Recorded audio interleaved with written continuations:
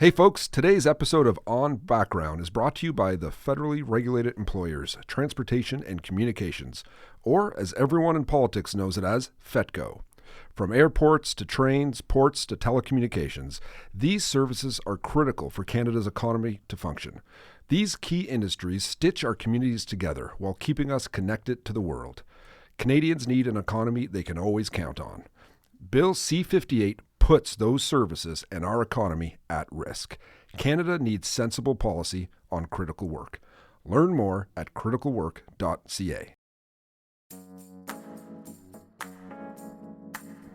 Now, let's go on background where Canadian politics meets candid conversation, or at least tries to. So pull up a chair and join us at our virtual bar. I'm your host, Fred Delory, here in the iPolitics studio, and today we're diving into a topic that literally transcends borders, but hits close to home: the U.S. elections and the spectacle of Donald Trump's potential return to the White House. Helping us unpack this is a very special guest, this Chief Strategy Officer for Pollara Strategic Insights, Dan Arnold, who is no stranger to the high stakes of polling and politics. Dan has an illustrious track record as a former pollster for Prime Minister Trudeau and his Liberal Party, leading the polling side of things in the 2015, 2019, and 2021 winning election campaigns, making him 3-0 on national campaigns. But perhaps most notable, Dan is the very first repeat guest on Background, though I'm not sure if I should congratulate him or just apologize for dragging him back in. Regardless, great to have you back into the iPolitics studios with us, Dan. Happy to be back here. Okay, so today we're setting the stage to discuss how Canadians are reacting to the U.S. political climate and what a Trump presidency might mean for us here in the North. From NATO to NAFTA, or whatever that's called now, and perhaps a bit of personal insight from Dan's days in the PMO during Trump's initial term, we've got a lot to cover. You just did a poll on this recently on Canadians' perceptions of Trump and Biden and what's going on down there. What are the numbers telling us?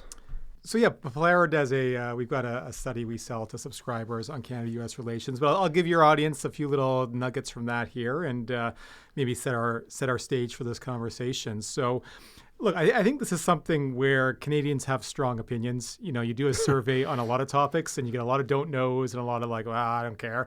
And, you know, to the point of our previous conversation on Background about electoral reform, there are people who care a lot about electoral reform, but most Canadians are not going to have strong opinions on the Baden-Gutenberg electoral system or anything like that. So I think this is something where if you ask Canadians how they feel about Donald Trump, how they feel about Joe Biden, they've got strong opinions, which is interesting from a polling perspective, right? Because you can actually ask more than just a top line. You can get a little bit more into the weeds.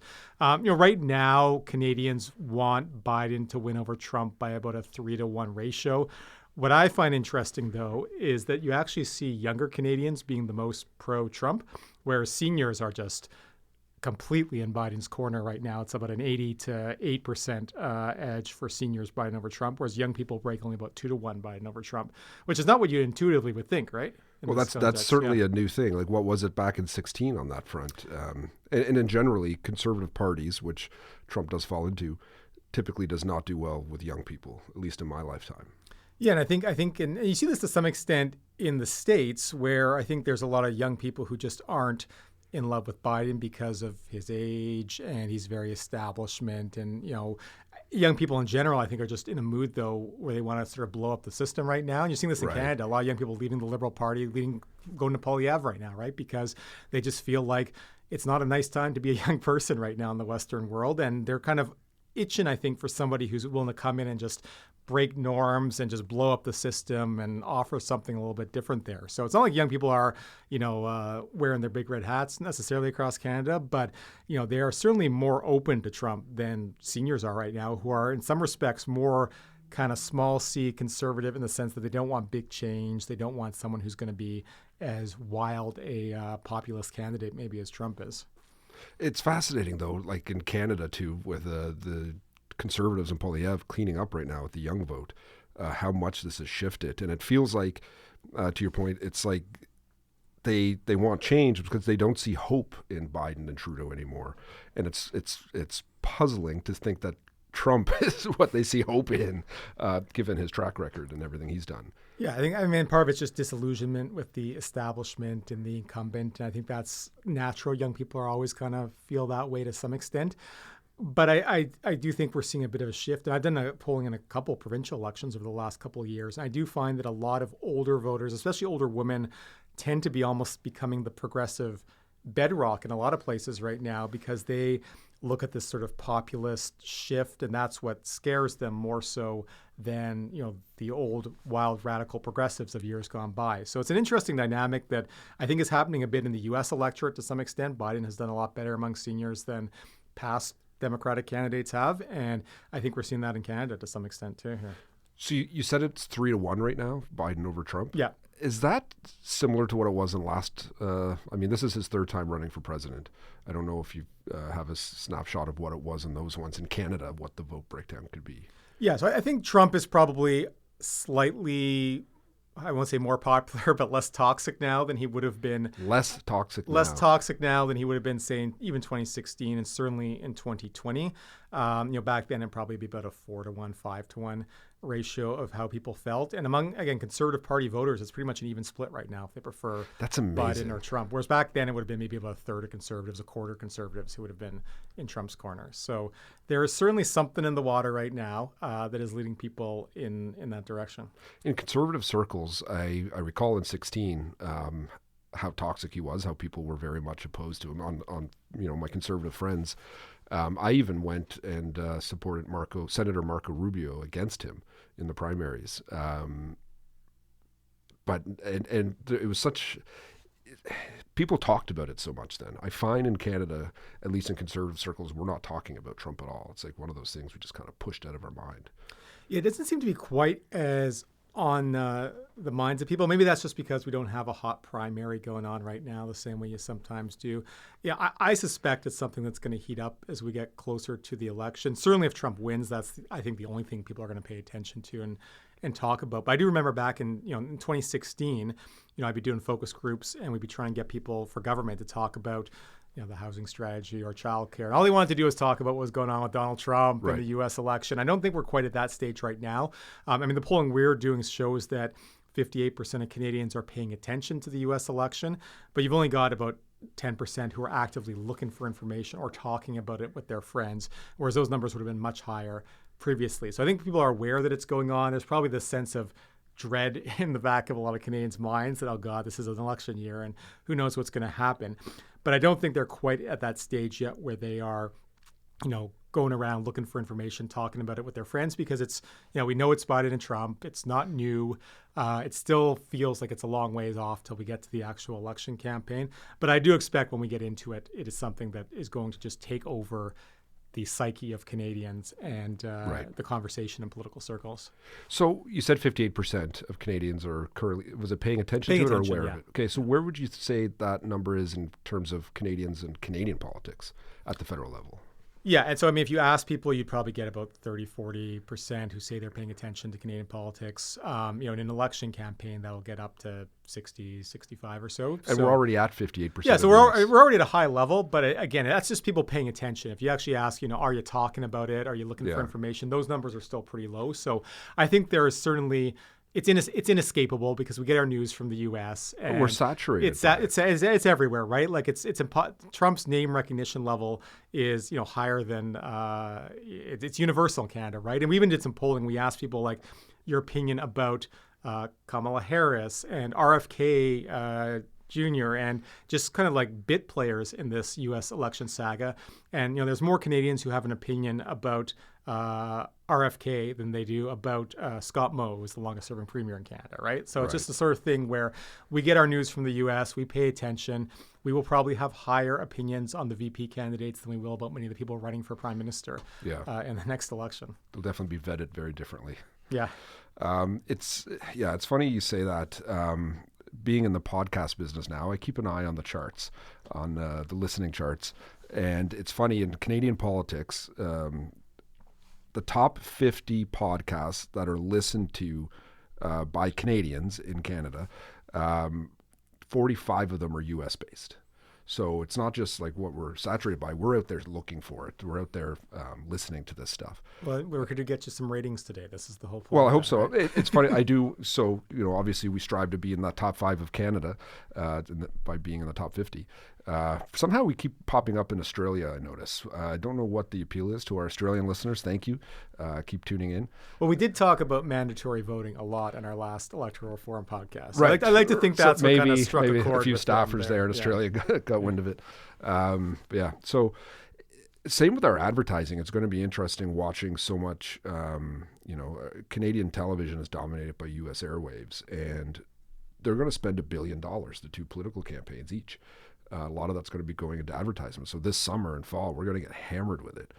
I was just watching SmackDown last Friday with my kids, and we saw 2 ads attacking Trump. So it's definitely going to be a huge oversaturation. That's why I've always wondered if the Liberals would try to pick their election timing to line up if they were to tell that story and connect Polyev to Trump. They haven't been successful at it. I think one of the reasons is they do it for a day and then they stop talking about it. Yeah, and I think I don't know if people would necessarily see Polyev as being like Trump. And this is something I remember even, we can go back to the last election campaign. We were testing this whole, can we make the link between O'Toole and Trump even in that election campaign? And we never really were able to get anything that clicked there, because I do think people look at Donald Trump and they see him as such an outlier. And it's hard to say that anybody is like Donald Trump because he is so unique. I do think you could get to a situation, though, where people feel like Polyev is taking a page from the Trump playbook. He uses the rhyming slogans and things like that feels a little bit like Trump. And if you got to a situation where Trump actually won the election, I think then you get to this scenario where people look and they say, this creeping conservatism everywhere. Do I want Canada to be in this direction, or do we need some kind of a counterweight to that movement towards conservatism around the world? So that's something that could change the dynamics in Canadian politics if Trump wins. Not that people would feel Trump and Polyev are the same person, but I do think they could see there's way too much of this stuff going on, and I need an antidote to this, and I need a counterweight to this. Right. It's certainly going to be an interesting thing to see if Trump wins, what it looks like. But we actually have lived through this before, where he did win in 2016, and you were in the Prime Minister's office at the time. What was it like? You were obviously polling for the Prime Minister and the government in Canada, but you were an expert on this, so you saw it. Did you think he was going to win that election in 2016? So I would say, this is one where the government as a whole, they were prepared for a Trump win, in the sense that even in the summer and the fall, there were cabinet meetings on this discussion, experts coming in and, laying the groundwork. But it's the same way you buy flood insurance because you want to be prepared, but then you go down to your basement and the basement's flooded, and it's still a shock. It's still a pretty big jolt to the system, even if you feel like you are prepared. And, I think if we're being honest, you look at 538 and they said Trump had a 1 in 3 chance or 1 in 4 chance of winning. And you sort of feel like, okay, that could happen intellectually, but it's still a pretty big jolt when it actually does happen. I do think it's fair to say people were taken aback by that. And, to the government's credit, I do think, the good thing about the U.S. is they've got that nice long transition period. So it did actually give us a couple months to get ready. And there was the cabinet shuffle to get Freeland into foreign affairs. And they set up a Canada-U.S. relations unit led by Brian Clow and the PMO. And really, I think the government really did kind of get to work in that intervening period between November and January to get ready for this potential Trump presidency. And I remember doing focus groups in that period as well too. And we would talk to Canadians about, how do you feel about Canada-U.S. relations? How's it been in the past couple of years? And they would say things like, it's been stable, it's been a friendly relationship. And you'd then say, what do you think about the next couple of years? And it's very much unpredictable is the word everyone would be saying there. Right. There was a lot of anxiety. I think a lot of people that were worried about what was going to happen. You could just see it in their faces, like, oh my God, what's this going to mean? Is it going to restrict trade? Is this going to impact other things in Canada? And, I think this is something where there was even concern about how Trudeau would handle it. I remember in focus groups, people would say, Trudeau's a nice guy, but Donald Trump, he's a negotiator. He's going to just steamroll Trudeau if we get into NAFTA negotiations. And, to that end, there was, I think, a lot of concern in PMO about how this was going to be. Is this going to be something where Trudeau's going to look weak compared to Trump? And how's this going to play? Because we knew this was going to be the biggest issue for the next year or two. And you want to make sure that your leader is lined up to put his best foot forward in those situations. It's interesting as a conservative looking back at the entire Trudeau regime, that looks to me like when you were at your strongest. when you guys were prepared, focused, strategic, and strong when dealing with Trump and his people.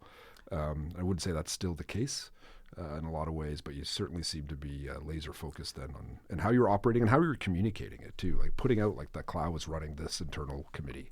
Yeah, I think this was, I've kind of joked, I said the handshake between Justin Trudeau and Donald Trump the first time he went down to D.C. were the most important 11 seconds in Trudeau's first term as Prime Minister. And there's actually some truth to that. If you look at just the number of people that paid attention to that visit, that actually saw the visuals of Trudeau kind of holding firm in the handshake when Trump tried to pull him in, I really do think it had an impact because there was that sense going into that first meeting about, well, is Trump just going to steamroll over Trudeau? But it really looked like the sense people got from that first trip to D.C. was that Trudeau actually did stand up for Canada. He seemed tough. We did focus groups again afterwards. And I remember one group, the first one we did, it was a Winnipeg group, and there was a woman there who said, oh yeah, the Prime Minister went down to Washington, D.C., and Trump grabbed him, and Trump tried to pull him in, but Trudeau held firm, and he said to Trump, you're not going to pull Canada around. I guess she read that in his eyes or his body language or whatever, but we did see that the confidence people had in Trudeau standing up to Trump did increase a lot after that first trip to D.C. And really it was a strength for the rest of that first mandate to the point where in the 2019 election campaign, even though NAFTA had kind of been resolved by then, and we were running ads in Southwest Ontario with Krista Freeland talking about tariffs and what we'd done with Trump. It was still something that was seen as probably the biggest success, maybe along with the Canada Child Benefit, but certainly one of the biggest successes of the first Trudeau mandate by voters. Did you try to compare Scheer in the 2019 campaign to Trump? Yeah, same thing. Like you sort of worked around the edges, and I mean, I think ultimately, the fact he's an American, maybe that was one point. That was a bit of an implicit kind of. Sometimes the work gets done for you in those situations. I think in that campaign again, we did look around the edges on that. The problem again was that people did not. They looked at Andrew Scheer and they didn't see Donald Trump. Right. Like they looked like different people, and we had a nice target in Doug Ford that seemed a lot more relevant to people at that time in Ontario. So the link was more kind of Scheer to Ford or even Scheer to Harper than to Trump. But yeah, it's something that just because people are so aware of it, you have to at least consider that. And I know, when Trudeau put in the retaliatory tariffs, when Trump put the tariffs on Canadian steel and then we put the retaliatory tariffs on, there was certainly a lot of effort to try to get some political hay and say, oh yeah, like the Conservatives are against this and Scheer's not going to stand up to Trump. He wouldn't stand up for steel workers, and Trudeau did a whole tour of steel workers that summer to try to play that up. So I think, it's a situation where because people are paying attention, there's always political opportunity there, right? And, people were certainly looking for opportunities to highlight Trudeau looking good vis-a-vis Trump. Right. Just thinking back to 2016 for a moment, I remember that whole campaign. I was not a Trump person at all. Again, I supported Marco Rubio in the primaries. And then the entire election, I was following it and I was hoping Hillary Clinton would win. It was the last weekend where I flipped. I don't have a vote. I'm not an American. But it was like this in my mind. It's like, you know what? Why don't they just try Trump and see, just cast the ballot and see what happens. Everyone is saying things are such a mess there. Maybe he can make things better. Can't make it worse. Looks like he could make things worse. And in 20 campaign, I definitely would not. Now, I was national campaign manager for the Conservative Party in 20. I certainly did not want a Trump problem going into our run. So I definitely wouldn't have. In this next election, I'm quite confident right now I would not vote Trump. But voters change and things move. So it'll be interesting to see how that unfolds. In 2020 campaign, though, you were still at PMO then. How was that election? How were you guys observing that? Yeah, so I think, that was one where by that point, COVID had kind of taken over to some extent. Yeah. So it wasn't like Canadians were as enthralled by that election as they were by, say, 2016, because there was this whole other, daily saga that they were following a bit more closely. And, the work of government was just so wrapped up in COVID, and people were just kind of dealing with that it kind of became almost a sideshow in that respect. So obviously people were paying attention. And I mean, Biden had actually been up to Canada to meet with Trudeau when he was VP before. So there was a good relationship there. Right. And Jen O'Malley-Dillon, who was Biden's campaign manager, someone who actually had helped out even in 2015, the Trudeau campaign. She'd come up and given us some advice on campaign tactics and stuff. So there was a lot of good connections with the Biden campaign. So I think even if Trump had been good for politics, there was nobody who was rooting for Trump by that time. I think people were hoping Biden could get in and looking forward to, that relationship if it came to pass. But again, you're running the scenarios. You're trying to make sure you're prepared for both alternatives and files where there is overlap on anything from environment to immigration to resources. You kind of have to wait till the U.S. election's passed, and you have to sort of have those scenarios gamed out depending who gets in. All right, so tell me what do Canadians think about Biden and Trump? What are they telling you about them specifically? Biden, it's interesting because he is not beloved in Canada. I mean, I said Canadians want Biden to win over Trump by a 3-to-1 ratio, but you ask them how you feel about Joe Biden, his positives and negatives are about even, whereas Obama would have been 80% positive, 20% negative in Canada. He was the most popular politician in Canada for 8 years. Yeah, I know. You keep bringing him out every election to endorse your guy. That endorsement, always in the can for when needed. But Biden's not beloved in Canada by any means. Canadians think he's better than Trump, but they're very mixed on him. And on the recent poll we did of Canadians on U.S. politics, we asked them, give us a word you would use to describe the type of leader, the type of politician Joe Biden is, and the type of leader and type of politician Donald Trump is. So we had about 1,000 people or so, or 1,500 people who actually gave us an answer. The most common word for Joe Biden, with 328 mentions, was old. The second highest was senile at 59. Wow. Dementia was third highest at 22. Yikes. And then you had honest and good with about 20 people nice. or so. That's So nice there's, it's only about a 10-to-1 ratio of old to honest. So feelings on Biden are not universally positive in Canada by any means. Same exercise with Trump now. Again, we had to, if we ever put this out publicly, we're going to have to censor a few of the word clouds on this because there's a lot of very colorful language people put out for that. But the most common words were idiot, crazy, criminal, arrogant, dangerous. You have to go down to, I think, number 13 or 14 in the list before you get anything that's even remotely positive. So very strong opinions on Trump. And, views on Biden, old, but I guess better than the alternative is kind of how Canadians would summarize him. And that's probably Biden's pitch to Americans too at this point. It feels too, it, right? That feels like that's what the campaign is. I'm better than the other guy. Yeah. The other guy is a, arrogant, criminal, crazy person. And if Biden can convince people that he is not senile, that's probably his pathway to victory. Oh my God, what a state of affairs. But it does speak to the fact that people can pretty much everybody in this poll could give you a word, right? Whereas if you ask them even give me a word to describe Pierre Poilievre or Jagmeet Singh, a lot of people probably wouldn't be able to give you something, right? And it just shows how all consumed by American politics we are, that these two candidates, we know so much more about them than we know about our own political leaders. That's what's going to be interesting next time. We're how many months away? Next fall's the election. And then you have those few months to transition. Liberals are still in power for another year and a half roughly here. So it'll be interesting if they could politically take advantage of this if Trump wins to map out those, 6 or 7 months before our election. If there's a way to make that happen by looking strong, looking decisive. I'm sure there's going to be planning going for that scenario. So I wonder if Liberals are quietly rooting. Obviously, you're not going to say so, but I think a Trump win for Trudeau is his best shot, or is it? Or do Canadians see Poilievre as the best to take on Trump? Yeah, I mean, there's been a couple public polls that have said that people feel that at least Poilievre would work better with Trump. And maybe that's just people feel like he's more ideologically aligned, so they'll he's have also a better proven he at least relationship, appears to be very strong, right? Very decisive, which I think a lot of people are inclined to. So I think it's I think it's an unknown. But I do think I think it's something that people are going to pay so much attention to. I was talking before about the polling and people that are paying attention. Back right after Trump won the first time, you had 60% plus of Canadians who said, "I'm talking about the Canada-U.S. election or Canada-U.S. relations with my friends." Whereas now that's at 10%. And other issues at the time, we test another government policy and you get 5% of people, 10% of people who say I'm talking about this with my friends. And they're probably not even telling you the truth because who's talking about the budget with their friends or things like that. But it was just so on the minds of people.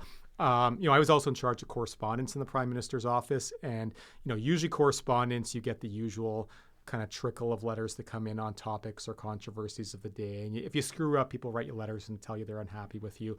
But we got thousands and thousands of letters after Trump got elected that were just they weren't even like the normal letters you get because it was very introspective. It was just people that were almost venting and telling hey, Prime Minister Trudeau, I know it's tough. You're going to have to deal with Trump, and I just want you to know that we've got your back and that I think you should stand up for Canadian values. And it was just like people kind of telling you how they felt about this.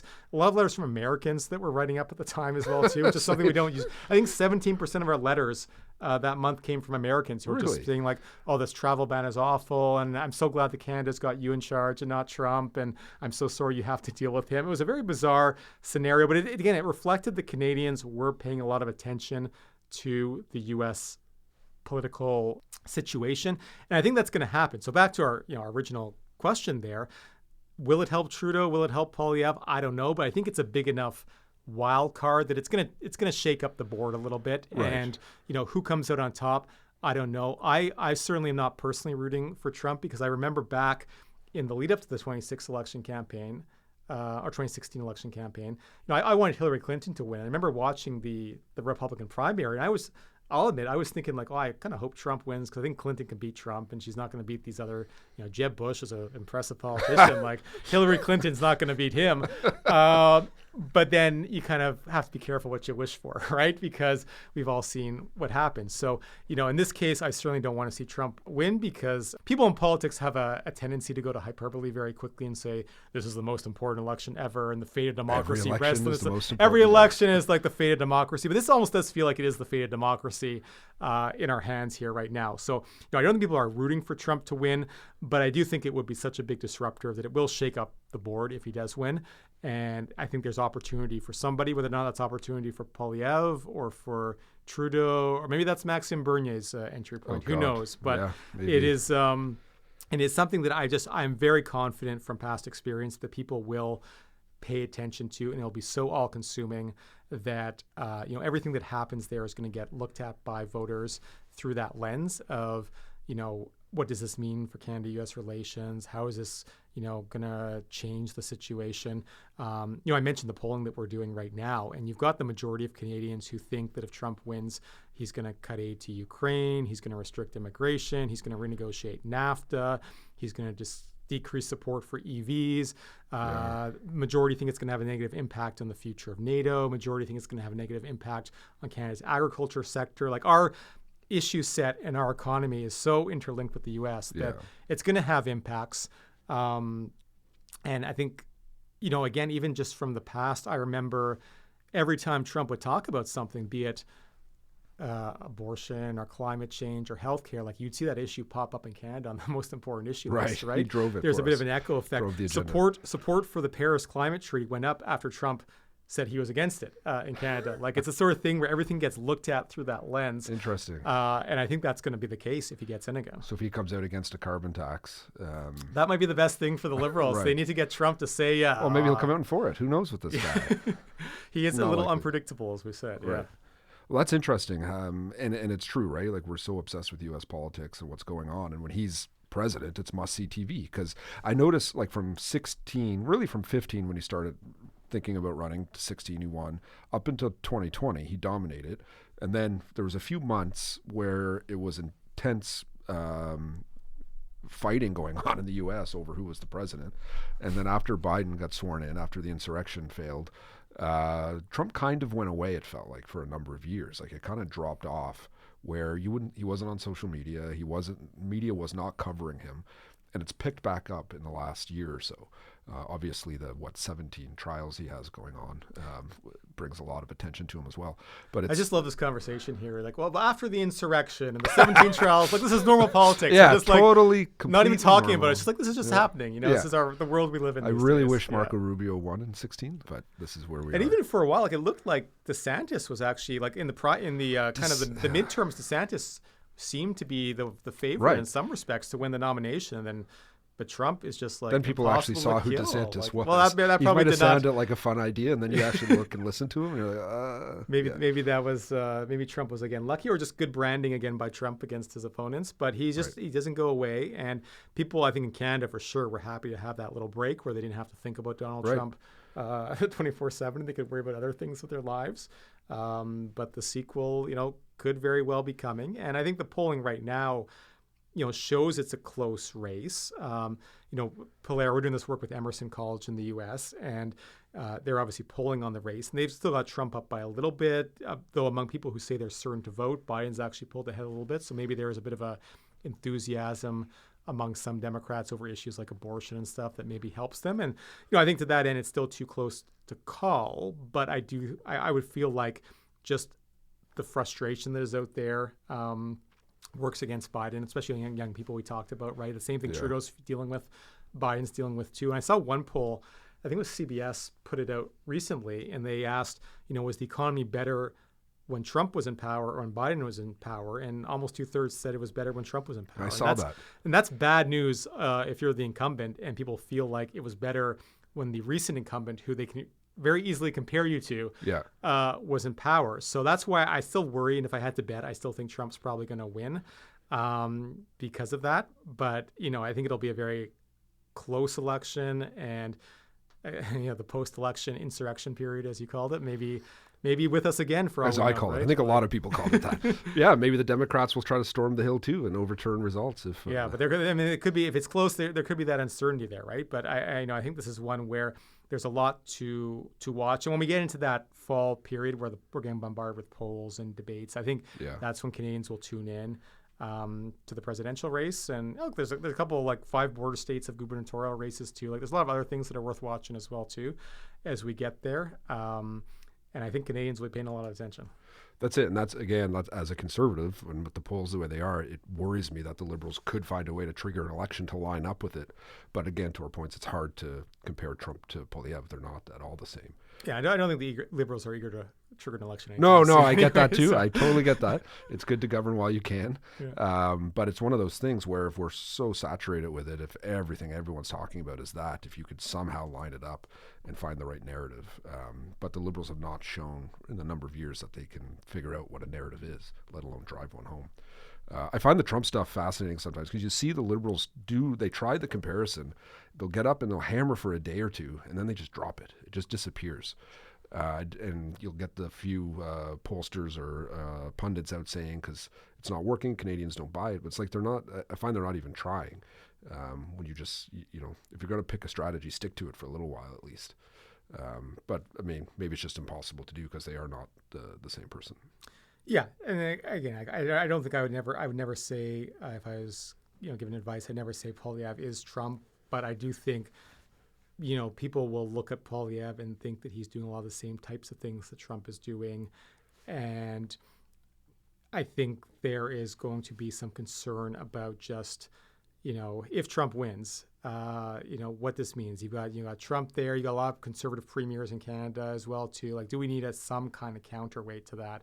Or alternative to that, or if Polyev gets in and it's just conservatives everywhere, including a very scary conservative south of the border, like, is that just too much for some voters to contemplate? And maybe that does change how they look at the situation then. It's funny, the counterweight theory made me think of Canada and Ontario, where we always tend to elect different parties to govern.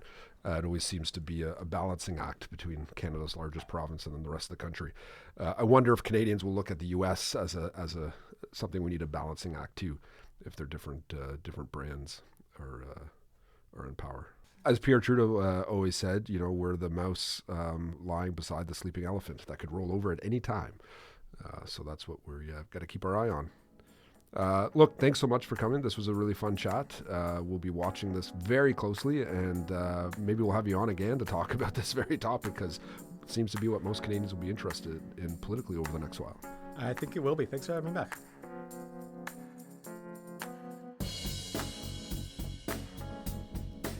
All right, folks, thanks so much for listening in. This was a really fun podcast, like all of them are, and I hope you keep listening to these, keep sharing it with your friends, and if you haven't subscribed yet, why not? Please do so, and we'll see you next week on an all-new episode of On Background.